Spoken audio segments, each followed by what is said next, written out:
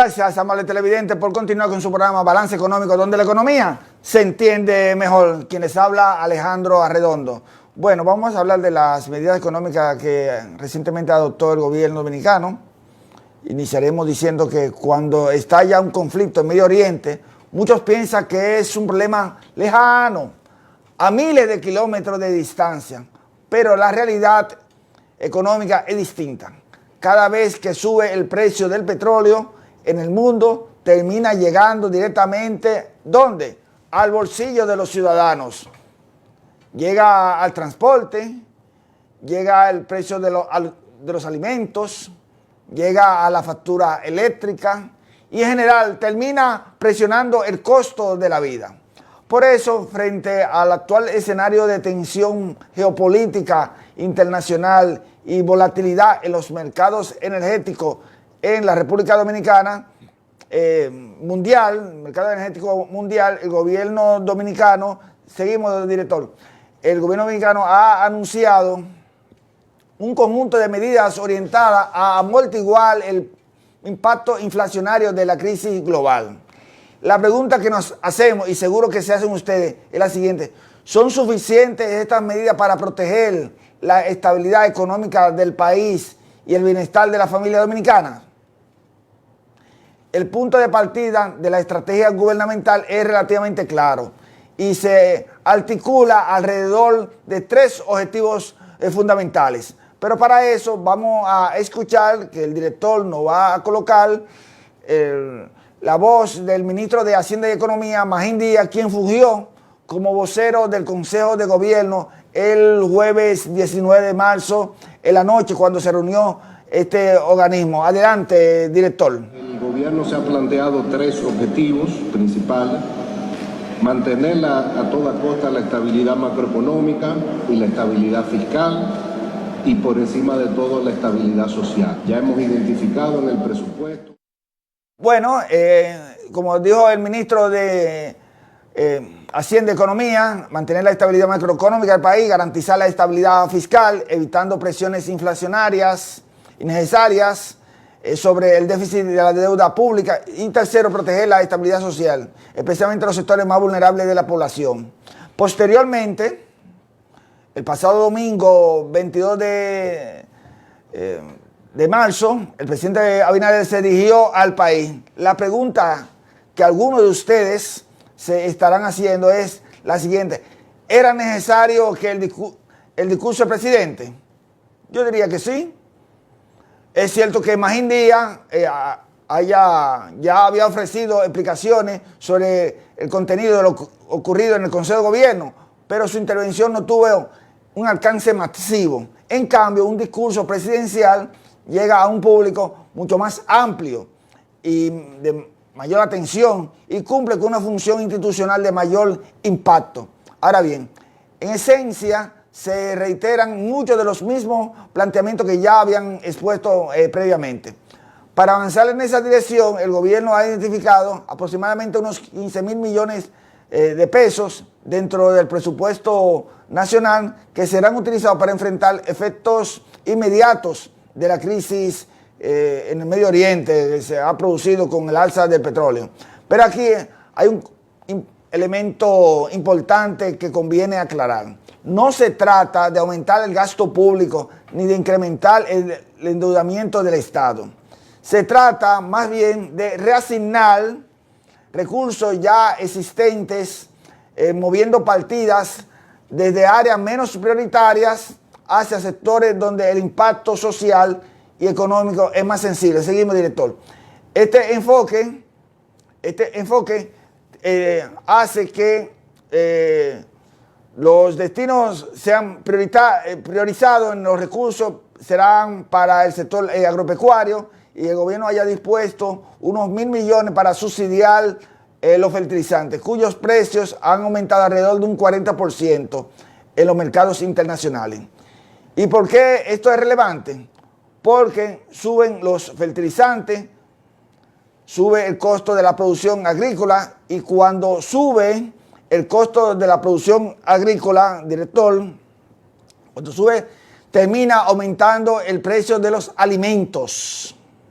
Es decir, estamos frente a una medida preventiva cuyo objetivo es contener presiones inflacionarias futuras, protegiendo así el poder adquisitivo de los hogares. Sin embargo, el frente más complejo sigue siendo el mercado de los combustibles. El petróleo, que en proyecciones iniciales del presupuesto se estimaba en torno al $65 el barril, hoy se acerca a niveles cercanos a los $100 el barril, impulsado por una inestabilidad geopolítica del medio ambiente, del Medio Oriente. Y aquí conviene recordar una realidad estructural de nuestra economía. La República Dominicana no produce petróleo. Somos un país altamente dependiente de las importaciones energéticas, lo que significa que cualquier aumento en el precio internacional del crudo, en este caso del TESA intermedio, que es el tipo que se toma como referencia, se transmite directamente a nuestra estructura de costo. Seguimos, director, a la estructura de costos de las empresas. En respuesta a esta situación, el Estado Dominicano ha decidido ampliar el subsidio a los combustibles para amortiguar el impacto de los precios internos. En algunos casos, el gobierno está absorbiendo entre 45 y más de 90 pesos por galón, dependiendo del tipo de combustible. Además, se ha decidido mantener congelado el precio del gas licuado del petróleo, el que se utiliza para cocer los alimentos. Un combustible fundamental para preparación de alimentos en los hogares y el transporte público, que muchos lo utilizan. Esta decisión tiene un claro componente social: evitar que el impacto de la crisis energética recaiga directamente sobre los sectores de menores ingresos. Ahora bien, este tipo de políticas plantea inevitablemente un desafío importante: la sostenibilidad fiscal en el mediano plazo, porque subsidiar combustible es una herramienta válida en momentos de crisis. Pero si el shock petrolero se prolonga durante demasiado tiempo, puede convertirse en una presión significativa para las finanzas públicas.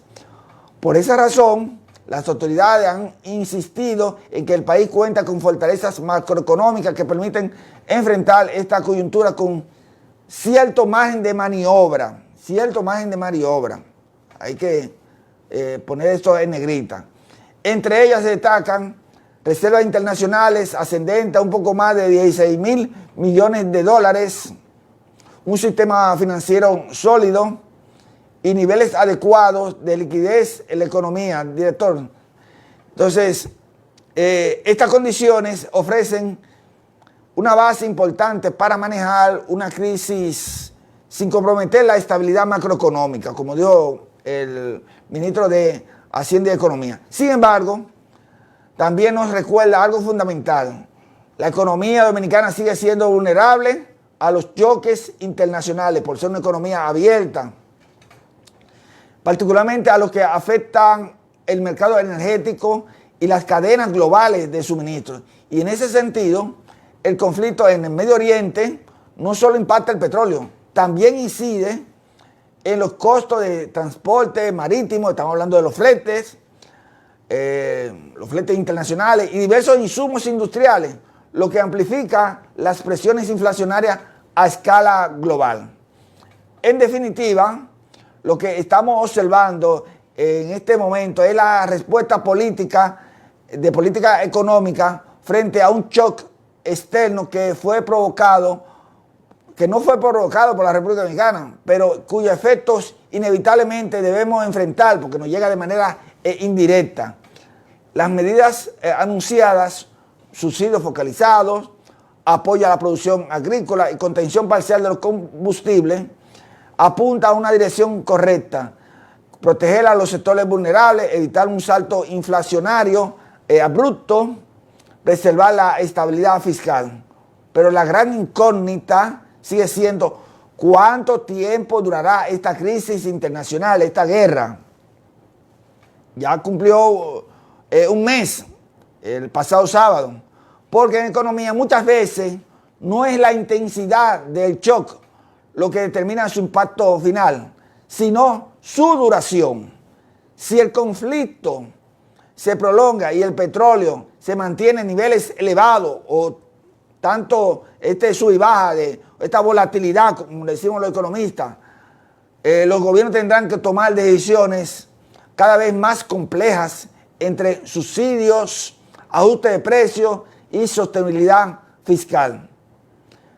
Por eso, director, más allá de las medidas coyunturales, este momento también nos recuerda la importancia de avanzar hacia una mayor diversificación energética, mayor eficiencia productiva y una economía más resiliente frente a los choques externos. Porque al final del día, un mundo cada vez más incierto, con mucha incertidumbre, la mejor política económica es anticiparse a los riesgos y proteger el bienestar de la gente. Así que con este comentario cerramos este set